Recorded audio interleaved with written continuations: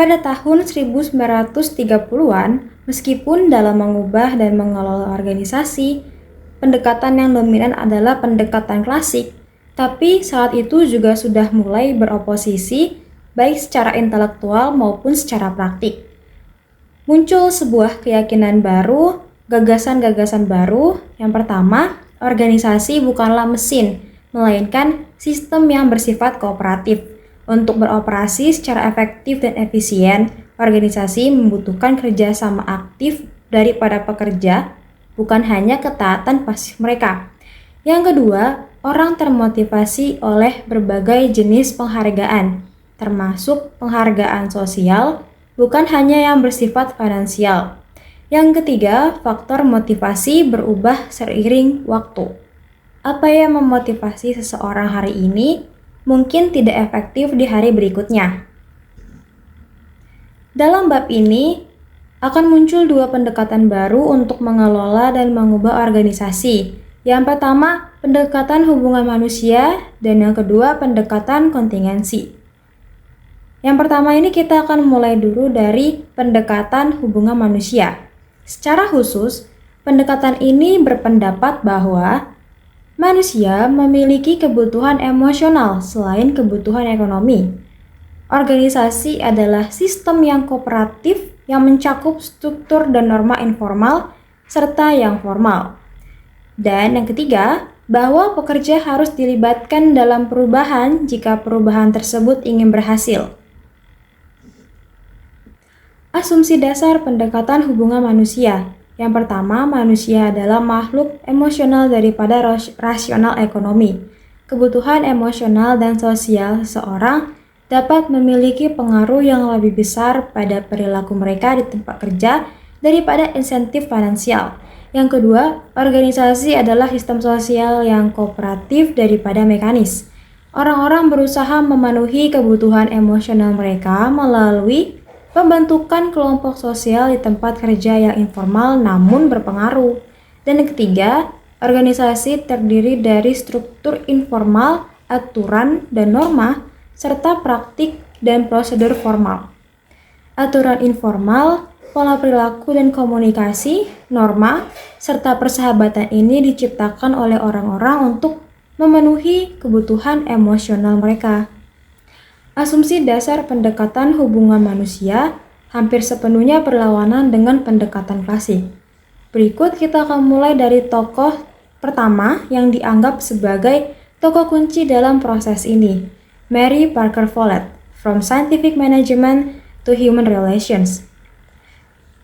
Dalam karyanya yang sangat kontroversial yaitu The New State, pada tahun 1918 ia berargumen bukan hanya bahwa kelompok lebih penting daripada individu, tetapi bahwa individu hanya dapat mengembangkan potensinya secara penuh melalui partisipasi dalam kehidupan kelompok. Inti dari pendekatan Follett adalah sebagai berikut. Yang pertama, kebutuhan untuk menciptakan sistem di mana pekerja menerima otoritas manajer dan manajer bertindak secara tidak memihak berdasarkan tindakan pada kebutuhan situasi daripada kepentingan pribadi mereka. Kedua, pentingnya kelompok lebih diutamakan daripada individu, serta individu perlu mendapatkan identitas dan pertumbuhan psikologis melalui pekerjaan yang bermakna. Ketiga, percaya bahwa konflik dapat berperan positif dalam mendorong partisipasi dan menciptakan tujuan bersama yang menyelaraskan kepentingan individu dan kebutuhan organisasi. Keempat, kontrol diri yang muncul dari pencapaian tujuan bersama lebih penting. Peran manajer adalah mengkoordinasikan dan mengintegrasikan aktivitas, bukan memberi perintah langsung. Dan terakhir, menolak konsep ahli yang berpikir dan merencanakan untuk seluruh organisasi. Sebaliknya, dia mendorong pembelajaran organisasi melalui pengembangan diri individu dan kelompok serta partisipasi. Mungkin itu penyampaian materi dari saya, berikutnya akan dilanjutkan oleh rekan. Di sini saya akan melanjutkan materinya dan di sini saya akan membahas mengenai Elkan Mayo dan eksperimen Hawthorne. Elkan Mayo merupakan seorang tokoh kunci dalam gerakan hubungan manusia yang dikenal luas karena kontribusinya melalui eksperimen Hawthorne yang dilakukan di pabrik Western Electric di Chicago pada tahun 1920-an hingga 1930-an. Eksperimen ini awalnya bertujuan untuk melihat dampak perubahan kondisi kerja seperti pencahayaan terhadap produktivitas pekerja. Namun, hasil penelitian menunjukkan bahwa produktivitas meningkat tidak hanya karena perubahan kondisi fisik, tetapi juga karena perhatian khusus yang diberikan kepada pekerja selama eksperimen. Eksperimen Hawthorne menghasilkan efek Hawthorne di mana produktivitas pekerja meningkat ketika mereka merasa diperhatikan dan diperhatikan secara khusus oleh manajemen. Contohnya, ketika ada seorang supervisor memantau karyawan tersebut akan menunjukkan perubahan perilaku yang baik seperti bekerja dengan lebih giat. Hal ini menandai pentingnya faktor sosial dan psikologis dalam lingkungan kerja yang kemudian menjadi dasar pendekatan hubungan manusia. Elkan Mayo menekankan bahwa kelompok-kelompok kerja informal memainkan peran signifikan dalam mempengaruhi perilaku dan kinerja individu di tempat kerja. Materi selanjutnya akan disampaikan oleh rekan saya. Chester Barnett dan sistem kooperatif. Chester Barnett lahir di Medan, Massachusetts setelah meninggalkan sekolah. Ia menjadi seorang tuner piano, namun kemudian kuliah di Universitas Harvard, di mana ia belajar ekonomi. Setelah meninggalkan universitas, dia bekerja di American Telephone dan Telegraph Company, yang atau perusahaan Western Electric melakukan studi Hawthorne. Menurut Barnett, organisasi tidak hanya terdiri dari struktur formal atau hierarki, tapi merupakan sistem kerjasama yang kompleks antara individu untuk mencapai tujuan bersama. Yang pertama ada organisasi sebagai sistem kooperatif. Barnett melihat organisasi sebagai sistem kooperatif di mana individu bekerjasama untuk mencapai tujuan yang tidak dapat mereka capai sendiri. Ini berarti bahwa organisasi hanya dapat berfungsi jika ada tingkat kerjasama tertentu di antara para anggotanya. Yang kedua, kebutuhan kerjasama. Menurut Barnett, kerjasama dalam organisasi terjadi ketika anggota setuju untuk mengikuti arahan dan tujuan organisasi. Namun hal ini bisa turut-turut jika individu merasa bahwa kepentingan mereka juga diperhatikan. Selanjutnya ada hierarki kebutuhan Abraham Maslow. Abraham Maslow, seorang psikolog humanistik, mengembangkan teori hierarki kebutuhan yang menjelaskan bahwa kebutuhan manusia disusun dalam bentuk piramida, di mana kebutuhan dasar harus dipenuhi terlebih dahulu sebelum seseorang dapat mengejar kebutuhan yang lebih tinggi. Berikut ada 5 tingkat kebutuhan dalam piramida Maslow, mulai dari yang paling dasar hingga yang paling tinggi.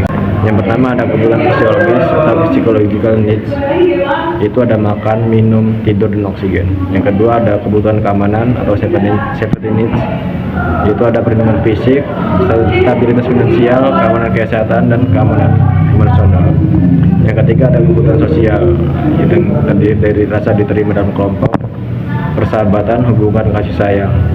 Yang keempat, kebutuhan penghargaan atau esteem needs, itu ada penghargaan dari orang lain dan penghargaan dari diri sendiri. Dan yang kelima ada kebutuhan aktualisasi diri. Yang pertama ada mengejar kreativitas, yang kedua memenuhi potensi pribadi, dan yang terakhir mencari makna hidup yang lebih mendalam. X dan Y oleh Douglas McGregor.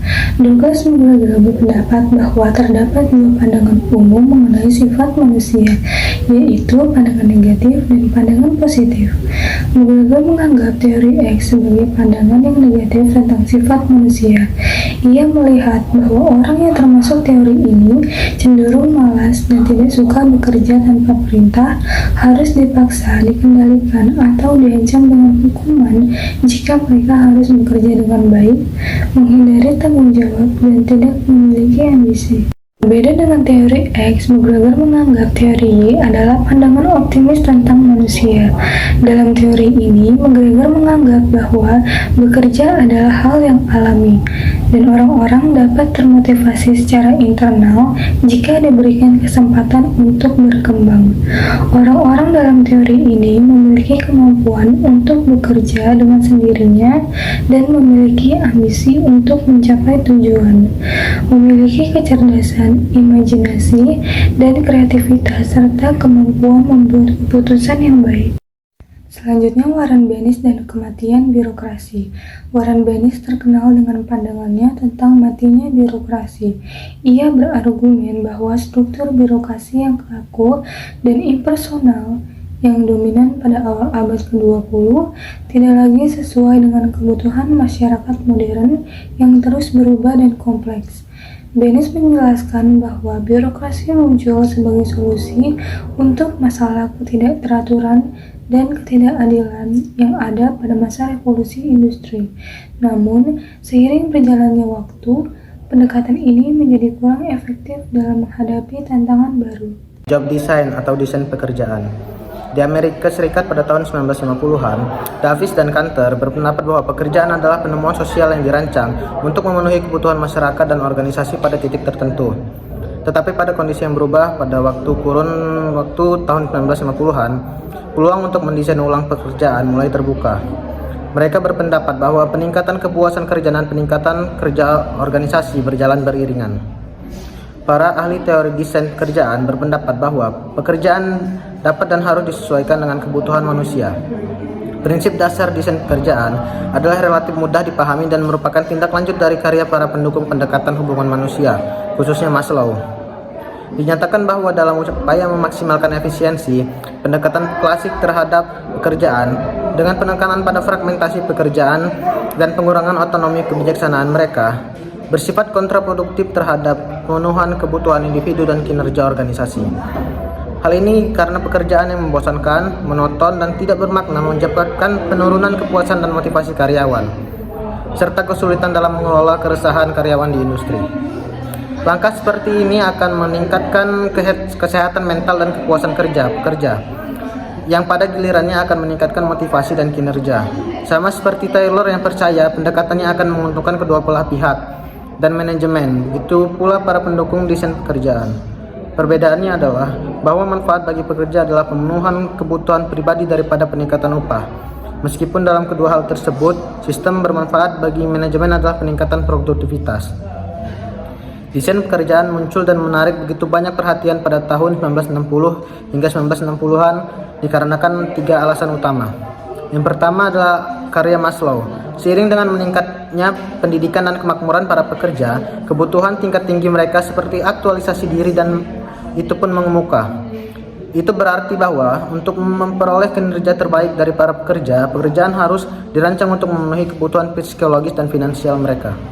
Yang kedua, seiring dengan semakin mendunianya pasar, semakin kompetitif dan semakin tidak stabilnya pasar, organisasi harus lebih tanggap terhadap kebutuhan pelanggan mereka.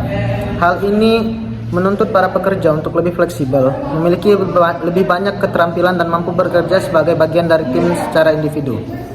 Dan yang terakhir adalah rendahnya angka pengangguran pada tahun 1950-an, 1960-an, dan 1970-an, menyebabkan tingginya tingkat pergantian tenaga kerja, absensi dan kerusuhan industri yang endemik di industri dan organisasi dengan desain pekerjaan yang buruk.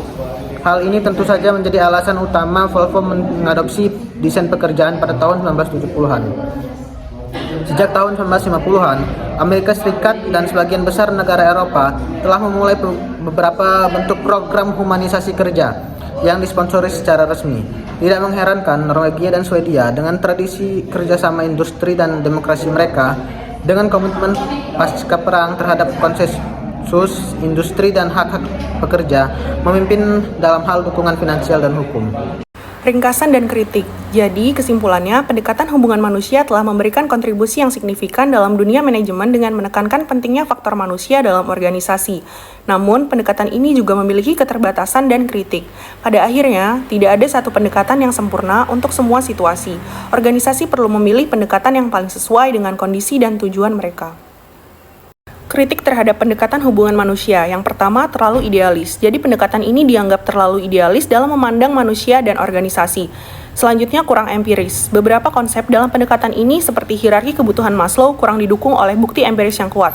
Selanjutnya, manipulatif. Beberapa kritikus berpendapat bahwa pendekatan ini dapat digunakan untuk memanipulasi karyawan. Dan selanjutnya, tidak universal. Pendekatan ini dianggap tidak berlaku untuk semua situasi dan organisasi. Baiklah, dilanjutkan dengan materi teori kontingensi. muncul pada tahun 1960-an dari studi klasik tentang struktur dan manajemen organisasi karya Burns and Stalker tahun 1961 dan Lawrence dan Lords pada tahun 1967. Teori kontingensi adalah teori manajemen yang menyatakan bahwa tidak ada satupun cara terbaik untuk mengelola atau mengorganisasikan sebuah perusahaan. Sebaliknya, struktur operasi organisasi harus disesuaikan dengan variabel situasional yang dihadapi, seperti lingkungan, teknologi, dan ukuran organisasi. Dengan kata lain, pendekatan yang efektif tergantung pada kondisi tertentu yang dihadapi oleh organisasi. Lanjut, teori ini menolak pendekatan one best way yang universal dalam manajemen. Teori kontingensi menolak gagasan bahwa ada satu cara terbaik untuk semua organisasi. Sebaliknya, struktur dan operasi organisasi tergantung pada variabel situasional seperti lingkungan, teknologi, dan ukuran. Baiklah, kita masuk ke teori 3 variabel utama dalam teori kontingensi. Kita sudah membahas sebelumnya, yaitu pertama ada lingkungan. Lingkungan adalah ketidakpastian atau ketergantungan organisasi pada lingkungan eksternal dan internal. Kemudian ada teknologi, yaitu perbedaan teknologi yang digunakan dalam organisasi mempengaruhi cara struktur organisasi dibentuk. Dan terakhir ada ukuran, yakni struktur yang cocok untuk organisasi kecil berbeda dengan yang dibutuhkan organisasi besar. Tom Burns dan George McPherson Stalker, pentingnya lingkungan. Studi besar pertama untuk membangun hubungan antara lingkungan organisasi dan strukturnya dilakukan oleh Burns dan Stalker pada tahun 1961 di Inggris.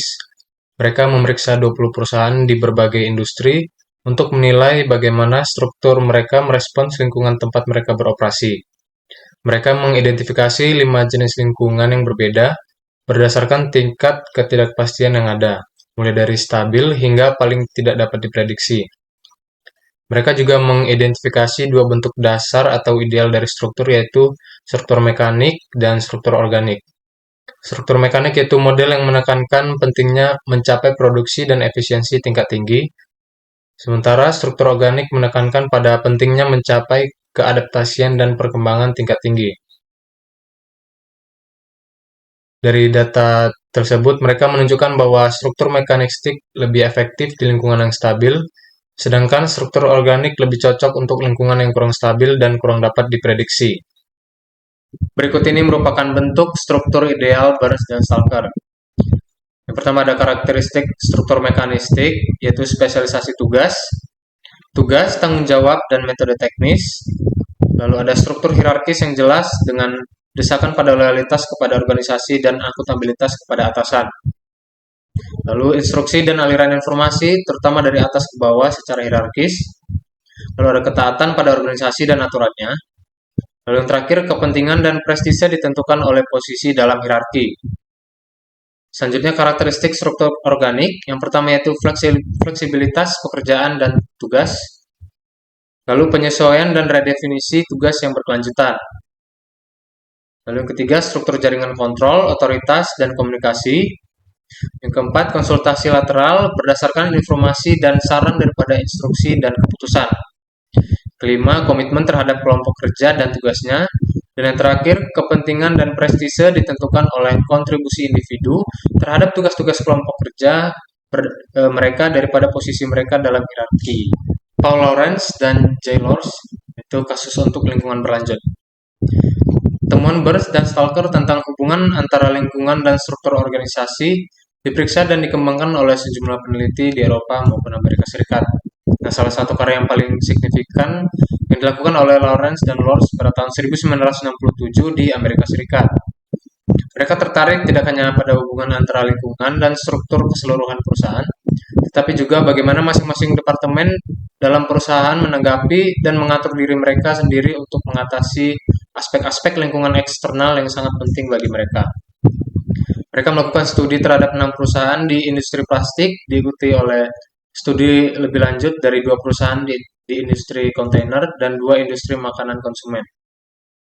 Struktur masing-masing perusahaan dianalisis dalam hal tingkat diferensiasi dan integrasi. Nah, diferensiasi itu mengacu pada sejauh mana manajer dan staf di departemen fungsional mereka sendiri melihat diri mereka sebagai terpisah dan memiliki praktik prosedur, dan struktur yang berbeda dari orang lain dalam organisasi. Sementara integrasi mengacu pada tingkat dan bentuk kolaborasi yang diperlukan antar departemen untuk mencapai tujuan masing-masing dalam lingkungan tempat perusahaan beroperasi. Nah, oleh karena itu, diferensiasi adalah sejauh mana departemen berbeda satu sama lain, sedangkan integrasi mengacu pada sejauh mana mereka memiliki struktur, proses, praktik, dan tujuan yang sama di tingkat operasional. Secara umum, semakin besar saling ketergantungan antara departemen, maka semakin banyak integrasi yang diperlukan untuk mengkoordinasikan upaya mereka demi kepentingan terbaik organisasi secara keseluruhan. Namun, ini mungkin tidak selalu mudah dicapai, terutama dalam lingkungan yang berubah dengan cepat. Kondisi yang dihadapi oleh departemen individu mungkin sangat berbeda, dan tingkat diferensiasi yang tinggi mungkin diperlukan. Dalam situasi seperti itu, kebutuhan akan integrasi juga kemungkinan besar, tetapi keragaman dan volatilitas lingkungan cenderung mendorong masing-masing departemen ke arah berlawanan. Selanjutnya ada John Thomson, ketidakpastian dan ketergantungan lingkungan. Karya Thomson pada tahun 1967 yang berpengaruh membawa perspektif lingkungan maju dalam 3 cara penting. Yang pertama, dengan menyatakan bahwa meskipun organisasi ini bukanlah entitas nasional, mereka berusaha untuk menjadi demikian karena demi kepentingan mereka yang merancang dan juga mengelola organisasi agar pekerjaannya ini dapat dilakukan seefektif dan seefisien mungkin. Namun, tidak mungkin untuk menutup semua ataupun bahkan sebagian dari suatu organisasi tersebut, mengingat bahwa organisasi ini harus terbuka dan berinteraksi dengan lingkungannya jika ingin mengamankan sumber daya dan menjual produknya. Yang kedua, berbagai tingkatan organisasi dapat menunjukkan dan juga membutuhkan struktur yang berbeda dan beroperasi atas dasar yang lebih rasional atau kurang rasional. Dan yang ketiga, mengakui bahwa efektivitas organisasi bergantung tidak hanya pada tingkat ketidakpastian lingkungan eksternal, tetapi juga pada tingkat ketergantungan internal yang ada. Hal ini mengembangkan argumen dari Lawrence dan Roach untuk integrasi dan diferensiasi.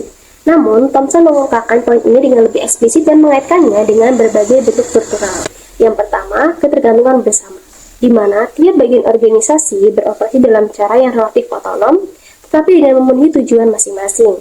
Mereka memungkinkan organisasi secara keseluruhan berfungsi secara efektif. Yang kedua, ketergantungan berurutan, di mana keluaran dari suatu bagian organisasi merupakan masukan bagi bagian lain dalam sistem. Dan yang ketiga, ketergantungan timbal balik, di mana efektivitas keseluruhan memerlukan interaksi langsung antara bagian-bagian organisasi yang terpisah-pisah. Karya Thomson sangat penting dalam pengembangan teori organisasi, tidak hanya karena kasus yang ia buat untuk menghubungkan ketidakpastian eksternal dengan ketergantungan internal, tetapi juga karena perhatian yang ia berikan pada fakta bahwa teknologi dapat mempengaruhi struktur organisasi serta faktor lingkungan. Nah, kontribusi Thomson dalam hal ini terletak pada pembuatan skema klasifikasi untuk teknologi dan argumen bahwa teknologi menentukan pemilihan pengaturan struktural tertentu untuk mengurangi dampak ketidakpastian pada berbagai fungsi organisasi. Selanjutnya ada John Morpart, kasus teknologi. Pada tahun 1960-an, John Morpart ini melakukan studi besar terhadap 100 perusahaan manufaktur Inggris di Essex Tenggara untuk menetapkan validitas klaim yang dibuat oleh para pendukung pendekatan klasik bahwa adopsi struktur birokrasi mekanistik ini sangat penting bagi keberhasilan organisasi. Ia menemukan bahwa perusahaan yang lebih sukses mengadopsi bentuk organisasi yang bervariasi menurut teknologi produksi utama mereka. Menurut Morpart, dengan adanya teknologi tidak hanya berarti mesin yang mereka gunakan, tetapi juga cara mesin tersebut diatur, dioperasikan, diintegrasikan ke dalam proses produksi yang berbeda. Morpart mendefinisikan ketiga jenis teknologi produksi. Yang pertama ada produksi batch atau unit kecil, di mana kebutuhan pelanggan adalah untuk produk spesialis atau kali pakai atau bervolume kecil. Lalu yang kedua produksi massal atau batch dalam jumlah besar, di mana produk standar dibuat dalam jumlah besar untuk menentukan dan memenuhi permintaan yang diramalkan. Dan yang ketiga, proses produksi, di mana produksi berada dalam aliran keberlanjutan seperti contohnya di kilang minyak. Nah, ketika perusahaan-perusahaan dikelompokkan dengan cara ini, maka akan muncul pola yang menunjukkan bahwa meskipun mereka tampaknya sangat berbeda dalam hal struktur organisasi, tetapi banyak variasi untuk perusahaan-perusahaan yang lebih sukses dapat dijelaskan dengan mengacu pada teknologi yang mereka gunakan. Selanjutnya, John Morpart membentuk sebuah struktur hierarki yang lebih sederhana terkait tipe organik dan tipe mekanistik dalam teknologi yang digunakan perusahaan. Pada struktur tipe organik, Morpart menyatakan bahwa teknologi menjadi lebih kompleks saat perusahaan berpindah dari batch kecil ke batch besar dan akhirnya mampu memproses produksi. Sedangkan pada tipe mekanistik, struktur menjadi lebih tinggi dan juga lebih sempit, dengan manajemen menengah yang lebih kecil dan juga rentang kendali kepala eksekutif yang lebih besar. Dalam setiap kategori teknologi, perusahaan dengan kinerja terbaik adalah yang paling dekat dengan median dalam jenis struktur yang diadopsi. Oleh karena itu, Korea Wartward dengan jelas menetapkan hubungan antara teknologi, struktur, dan keberhasilan yang bertentangan dengan gagasan bahwa ada satu cara yang terbaik untuk semua organisasi. Baik, materi selanjutnya mengenai Charles Perrow, teknologi yang berkelanjutan. Charles Perrow memperluas karya Woodward tentang hubungan antara teknologi dan struktur organisasi dengan menyoroti dua dimensi utama teknologi. Yang pertama, variabilitas. Jadi sejauh mana pekerjaan yang dilakukan ini bersifat bervariasi atau dapat diprediksi, yang mencerminkan frekuensi kejadian tak terduga dan tingkat kesulitan dalam menyelesaikan masalah tersebut. Misalnya, kilang minyak memiliki sedikit kejadian tak rutin, sementara agensi periklanan menghadapi banyak kejadian tak terduga. Kemudian yang kedua, analisis dan kategorisasi. Jadi sejauh mana tugas-tugas ini dapat diuraikan dan diatur secara ketat, serta apakah masalah ini dapat diatasi dengan prosedur rutin atau memerlukan pendekatan non-rutin.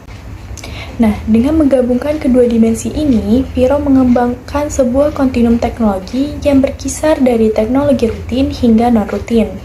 Teknologi non-rutin memerlukan teknik pemecahan masalah yang kompleks, sementara teknologi rutin dapat diatasi dengan prosedur sederhana.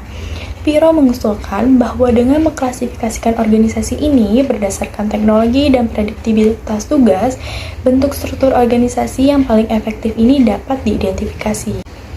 Kontinum ini sejalan dengan dimensi mekanistik dan organik dari Burns and Stalker, di mana mekanistik lebih efektif dalam situasi rutin dan stabil, sementara struktur organik lebih cocok untuk lingkungan yang dinamis dan tidak dapat diprediksi. Perrow juga memperluas penerapan analisis ini ke situasi non-manufaktur, memperkuat pentingnya teknologi sebagai variabel situasional utama dalam desain organisasi. Materi selanjutnya mengenai grup Aston, kasus untuk ukuran. Jadi, grup Aston atau sebuah peneliti dari Universitas Aston di Birmingham merupakan salah satu pendukung awal bahwa ukuran organisasi adalah faktor kunci yang mempengaruhi struktur organisasi. Pada tahun 1960-an, mereka melakukan studi terhadap 87 perusahaan dan menemukan bahwa ukuran organisasi merupakan prediktor paling kuat terhadap struktur organisasi.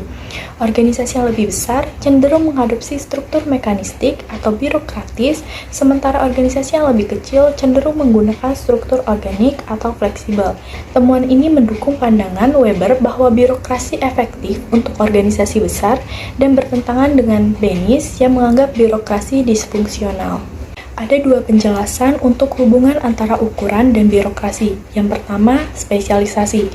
Organisasi yang lebih besar memiliki peluang lebih besar untuk spesialisasi yang mengarah pada diferensiasi struktural. Ini memerlukan prosedur formal dan kontrol impersonal untuk menjaga koordinasi. Kemudian yang kedua, manajemen impersonal. Mengelola jumlah staf yang besar secara efisien memerlukan sistem kontrol impersonal terdesentralisasi, yang pada akhirnya memperluas birokrasi dalam organisasi. Temuan grup Aston sejalan dengan teori kontingensi yang menekankan bahwa struktur organisasi harus sesuai dengan ukuran organisasi. Mereka menolak gagasan tentang satu cara terbaik untuk semua organisasi dan mendukung pendekatan yang sesuai dengan konteks masing-masing organisasi. Ringkasan dan kritik dari kontingensi teori atau teori kontingensi.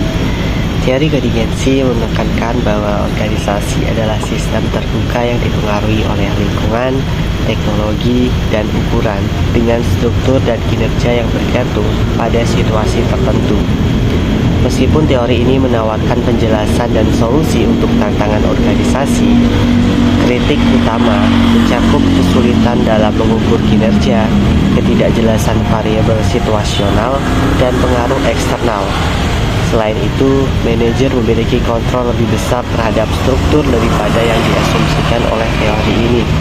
Meskipun menarik, teori kontingensi tidak sepenuhnya menjelaskan kompleksitas perilaku organisasi. Adapun kesimpulan pada materi ini, teori organisasi bertujuan membantu menganalisis dan memperbaiki kelemahan organisasi serta mendukung perubahan untuk mencapai tujuan masa depan. Meskipun manajemen organisasi kini lebih kompleks, banyak manajer masih mencari solusi sederhana. Seringkali berdasarkan pendekatan klasik yang kurang relevan. Pendekatan human relation dan teori kontingensi menawarkan wawasan, tetapi memiliki keterbatasan dalam perencanaan dan kurang mempertimbangkan budaya serta tanggung jawab sosial. Oleh karena itu, dibutuhkan perspektif baru yang lebih adaptif terhadap dinamika organisasi